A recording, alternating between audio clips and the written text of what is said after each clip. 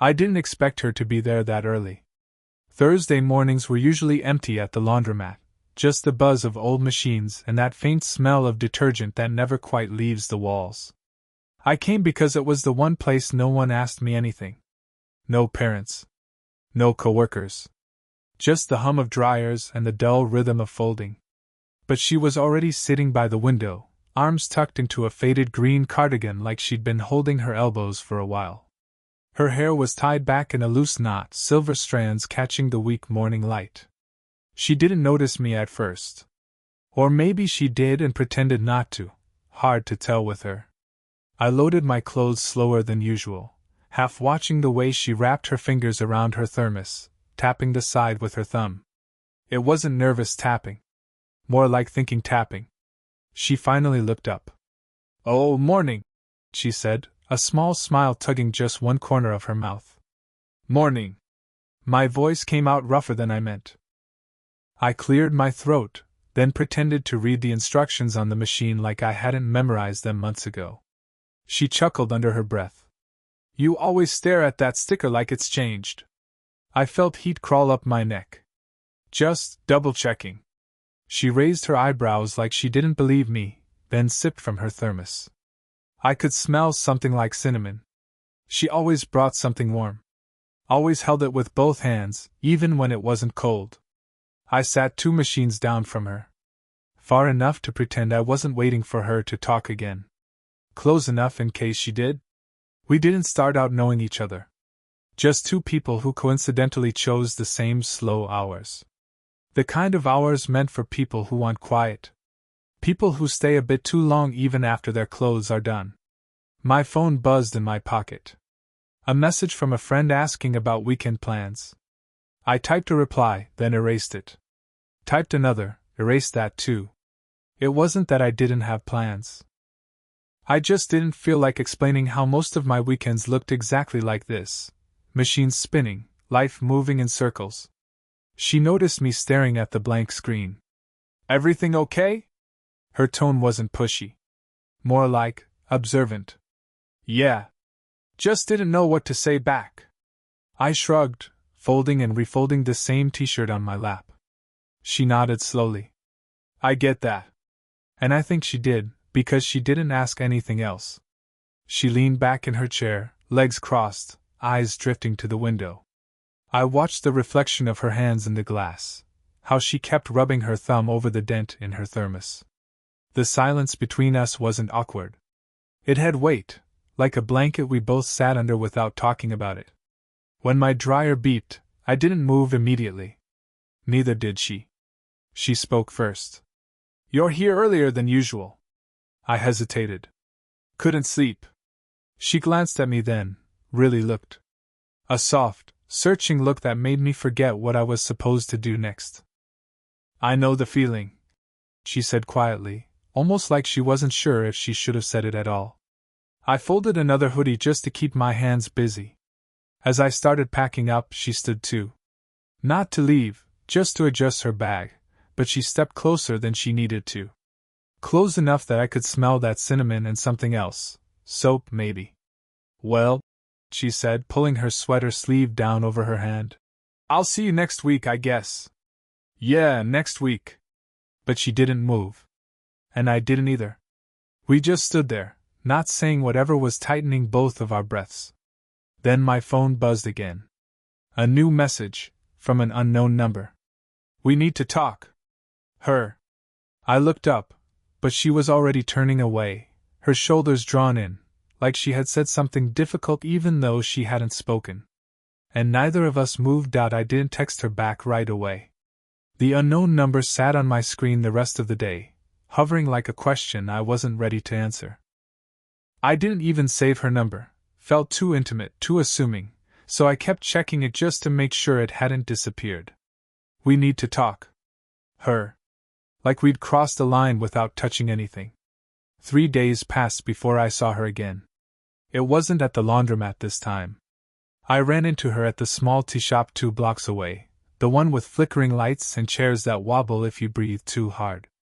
I'd gone there to study, or pretend to. Mostly I just wanted somewhere with noise that wasn't conversation. She came in holding a grocery bag, wind pushing strands of hair across her cheek. When she saw me, she slowed, just slightly, but enough for me to notice. "You always sit in the coldest corner," she said, nodding at the drafty table where I'd set up. I gestured to the seat across from me. "You want to warm it up?"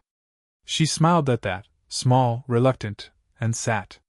Her knees brushed the edge of mine beneath the table, and neither of us adjusted. The cashier brought her usual jasmine tea without her ordering. She stirred it a long time before taking a sip. "I didn't mean to sound dramatic," she said at last, eyes lowered. "About the text." "You didn't," I said truthfully. "I just wasn't sure what you meant." She kept stirring even though the spoon clinked too loud in the quiet shop. "I meant, we see each other a lot. And you're kind. And I'm—" She stopped, tightening her hand around the cup. "I'm too old to pretend that doesn't mean something." I swallowed. It felt like my body was suddenly too small for my breath. She didn't look older when she said it. She just looked tired in a familiar way, like someone who carries her decisions long after making them.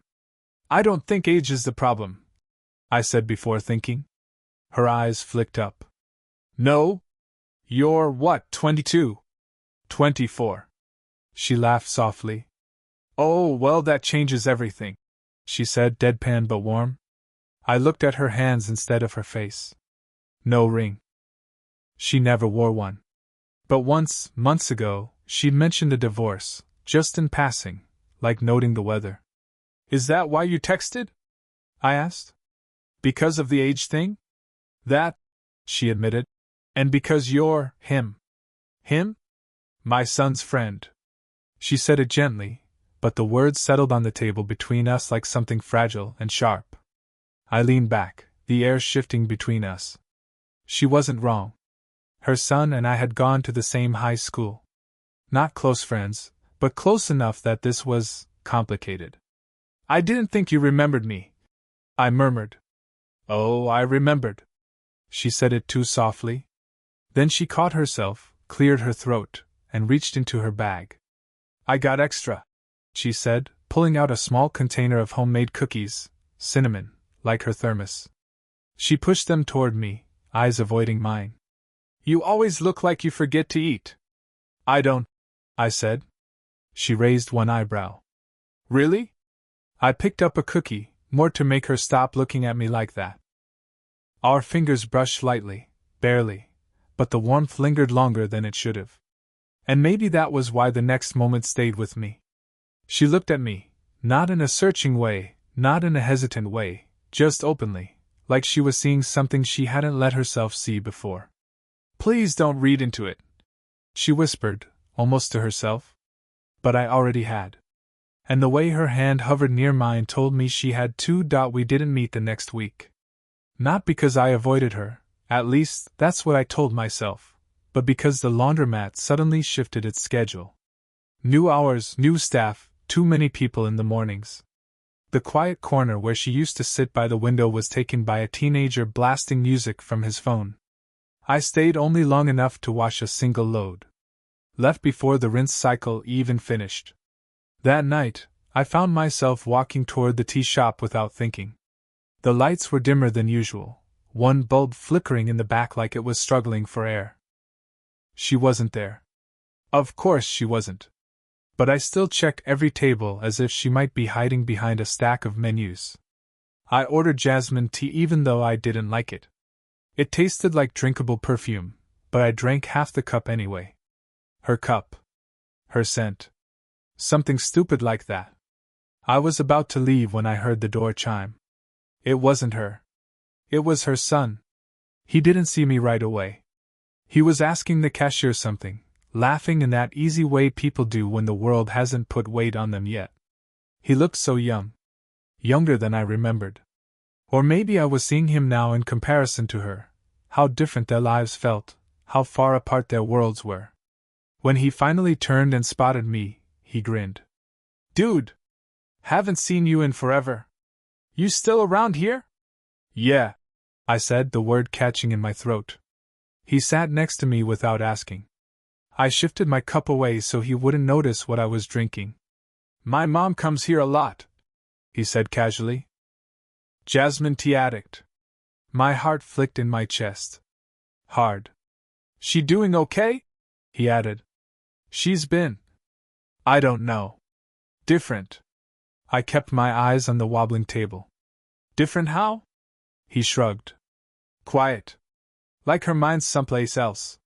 He said it without suspicion, without even imagining she might be thinking of someone like me. Someone she shouldn't be thinking about. I left before he finished talking. Just stood up, muttered something, walked straight into the night air like I needed oxygen. When I got home, my phone buzzed. A message. From her. You weren't at the laundromat today. I stared at it for minutes before replying. New hours. Too crowded. Her typing bubble appeared, then stopped. Started again. Stopped. Finally. Tea shop tomorrow? Early? I didn't answer right away. Something felt off. Like she was pulling back even while reaching out. Like she wanted me there but didn't trust herself with the wanting. But I went. The next morning, she was already seated. Same corner. Same thermos. Hands folded in front of her, as if she was holding them still on purpose. You came, she said quietly. You asked? She nodded, eyes flicking to the empty chair beside her, not across. Beside. Closer than we'd ever sat in public. I took the seat. We didn't talk at first. Her knee brushed mine under the table, barely, then again. Once by accident, the second time, maybe not. I shouldn't be here, she said suddenly. Then why are you? She inhaled sharply. Didn't answer. The silence stretched, warm and trembling. She reached for her thermos, hand shaking just once. I steadied it instinctively, my fingers closing over hers to keep it from tipping. She froze. So did I. Her breath caught. Her eyes lifted to mine, wide, startled, not by the touch, but by how quickly she leaned toward it. We didn't kiss. But for a full, dangerous second, we both would have if either of us had blinked out. We didn't talk about the almost moment. Not then. Not the next day. Not even the day after, when she didn't show up at the shop and I pretended not to wait. By the fourth day, I found myself walking a route I didn't usually take, past the old library, down the path lined with too many branches and uneven stones. It was stupid to think she'd be there. But she was. She was sitting on a weathered bench near the pond, jacket pulled tight, hair loose for once. She looked like someone who had been thinking too long without moving. She saw me before I decided whether to turn back. You walk here now? She asked, a thin smile forming. I don't know, I said. Guess I do today.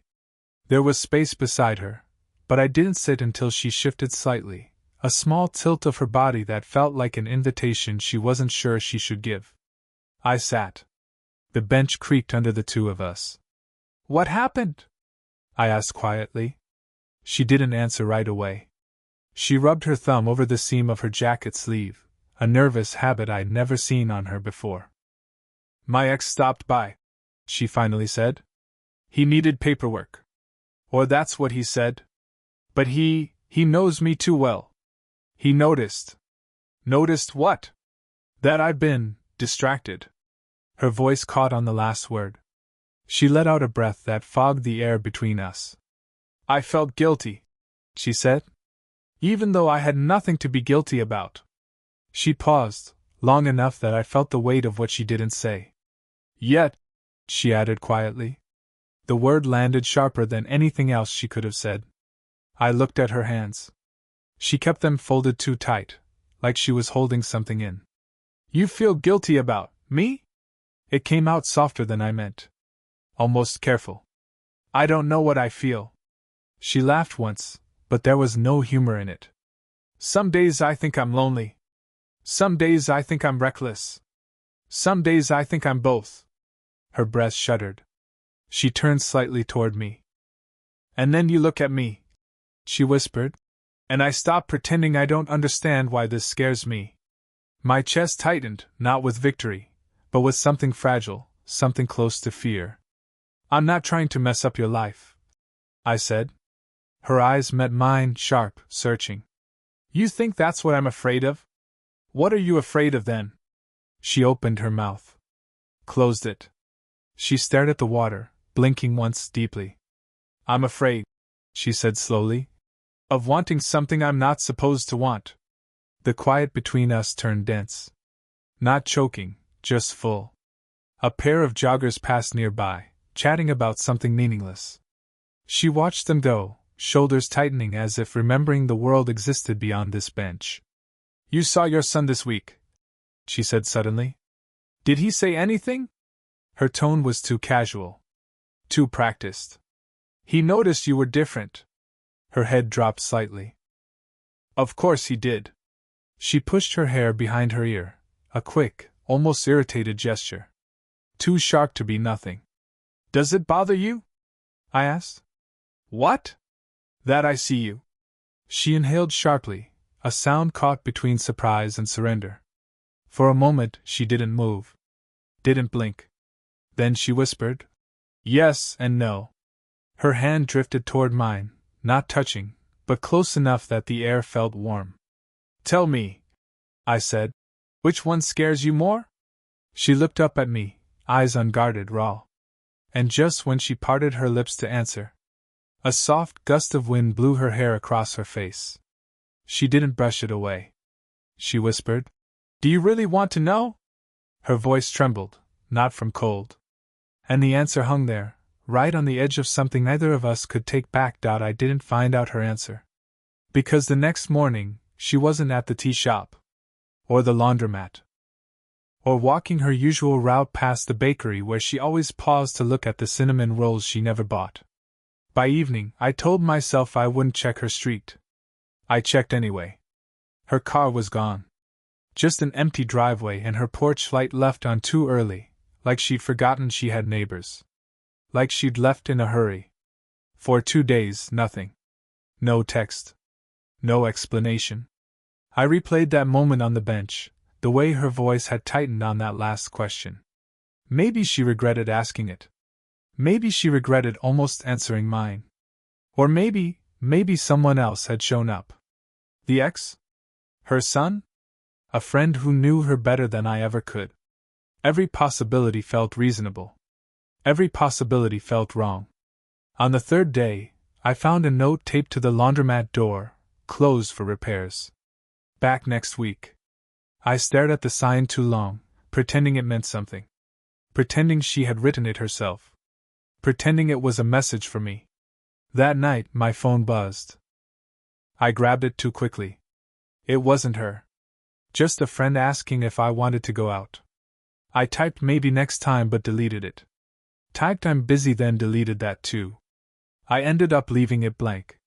Just letting the cursor blink at me like it was waiting for a truth I didn't want to write. Around midnight I finally sat on my bed and opened our message thread. It wasn't long, just the simple exchanges we'd had. But they felt heavier now. Her unsaid words from the pond clung to the edges of the screen. Do you really want to know? I typed, are you okay? I didn't send it. The unsent text glowed back at me like a small, weak confession. My thumb hovered over, sent, too long, then drifted away. The next morning, a message finally appeared. Not from her. From her son.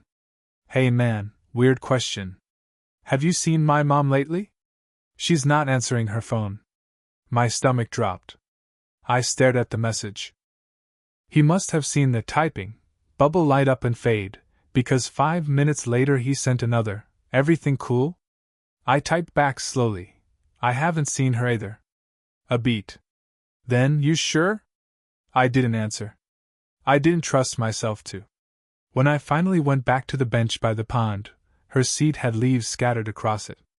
A thin layer, like the world was gently covering the spot where she'd sat. Where she'd almost said too much. I brushed the leaves aside with my hand, then stopped halfway, letting them fall back into place. I didn't sit. Couldn't. Instead, I stared at the empty space beside me, the space she'd once warmed with her presence, and felt something strange settle in my chest. Not heartbreak. Not even fear. Just pause. Like someone had taken a sentence that mattered and forgotten to finish it. I finally saw her again on a Sunday evening, the kind of pale, quiet dusk where everything feels muted, even the air. I wasn't looking for her. Not this time. I was just walking home, hands shoved in my pockets, trying to think about anything except the space she'd left behind. Then I saw her. She was standing in front of her house, keys dangling from one hand, grocery bag in the other. She looked tired, not the kind you sleep off, but the kind that settles into your shoulders. She saw me before I decided whether to keep walking. For a second, either of us moved. Then she let out a breath, soft and shaky, like she'd been holding it for days. "You disappeared," I said. It came out small, even though I'd spent nights imagining how I'd say it. "You did too," she replied. She set the grocery bag down on the porch step, like it suddenly weighed more than she could manage. I climbed the steps slowly, stopping a few feet away, close enough to see the faint shadows under her eyes. "I wasn't avoiding you," she said. "Not at first." "What happened?" She rubbed her hands together, a nervous, tentative motion. I'd never seen her do that before. "My ex showed up again. Said he'd heard I'd been off." She shook her head. "I didn't want him asking questions he has no right to ask." "And your son?" I asked quietly. "He's worried. And I hate that I gave him a reason to be." The porch light flickered above us. She stared at its glow like she was talking to it instead of me. "I panicked," she said finally. "The bench, the way we were sitting, what I almost said." Her voice thinned. "I didn't trust myself to face it the next day." I stepped closer, only half a step. Enough for her to know I wasn't walking away. "I thought you regretted it," I admitted. Her eyes widened a little. She looked at me like that was the last thing she expected. "I wasn't sure what I felt," she said. "I still don't. But regret isn't the word." The silence wrapped around us, warm but fragile. She fiddled with her sleeve again. "You make me feel like I still have choices. And that scares me more than being alone." I swallowed. It hurt a little. "You don't have to choose anything right now," I said. She looked down, as if the space between our shoes held something important. "I keep thinking," she whispered, "if I open the door a little, I won't be able to close it again." "And if you never open it?" I asked. Her breath caught. She looked up, really looked, and everything she hadn't said was suddenly right there in her eyes. The fear. The wanting. The cost. I lifted a hand, slow enough for her to pull back if she wanted. I didn't touch her, not until she leaned forward just slightly, like gravity made the decision before she could. My fingertips brushed her wrist. She closed her eyes for a moment, just one heartbeat's worth of surrender. When she opened them, she whispered, "Okay." Just that. Soft. Human. Real. I nodded. "Okay," I answered back. And the porch light hummed above us, steady now, as if the world had been holding its breath too, waiting for one of us to finally speak. Time didn't fix things. It just softened the edges. For a while, they drifted in and out of each other's routines, short messages, half-finished conversations, a shared bench moment when neither of them intended to be there. Nothing dramatic. Just two people circling back in quiet ways, like gravity was doing the work for them. She started walking the long route home again, the one that passed his street. And he started leaving the porch light on a little longer than usual, claiming it was for the dog, even though the dog slept in his room now. Some days they talked. Some days they didn't. But the silences were no longer heavy, they were familiar. Safe. The kind of silence that says I'm not going anywhere, I'm just tired today. Gradually, without either of them naming it, the distance closed. It happened in small adjustments. She began showing up 5 minutes early instead of 5 minutes late. He switched from black coffee to the tea she once insisted he needed to try at least once. They sat on the bench again, their bench, at 8:47 a.m., the exact time they originally crossed paths, without even planning it. He noticed she no longer avoided looking at him. She noticed his voice didn't tense around her anymore. Life didn't give them some big permission slip. There was no epiphany, no dramatic. We found each other again. It was just two people who kept choosing not to walk away. One evening, months after everything nearly fell apart, she showed up at his door with takeout. Nothing special, nothing symbolic. Just noodles because, as she said, I didn't want to eat alone tonight. He opened the door like he'd been waiting, even though he pretended he hadn't. Good timing, he said. I just made tea. Your tea? Your tea, he corrected, almost shy. They ate in the kitchen. No candles. No mood. Just real life. The hum of the fridge, the soft clink of chopsticks, her sleeve brushing his arm when she reached for the soy sauce. When she finished eating, she leaned back in her chair and watched him rinse the dishes. He wasn't doing anything special, but something about it, his quietness, the warmth of the room, the way he kept glancing at her like she might disappear, felt like the closest thing to home she'd known in a long time. He dried his hands and stood there, unsure. The air between them wasn't tense anymore. It was open, like a window finally cracked after a long winter. You stayed, she said softly. Not a question. Not an accusation. Just a truth she was finally brave enough to touch. He stepped closer, not rushing. You came back. That was it. No confession. No sweeping declarations. Just two simple lines that held everything they hadn't said for months.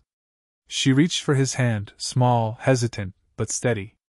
He squeezed back, gentle. An ordinary gesture, but it felt like stitching two halves of something torn. They didn't kiss. They didn't need to.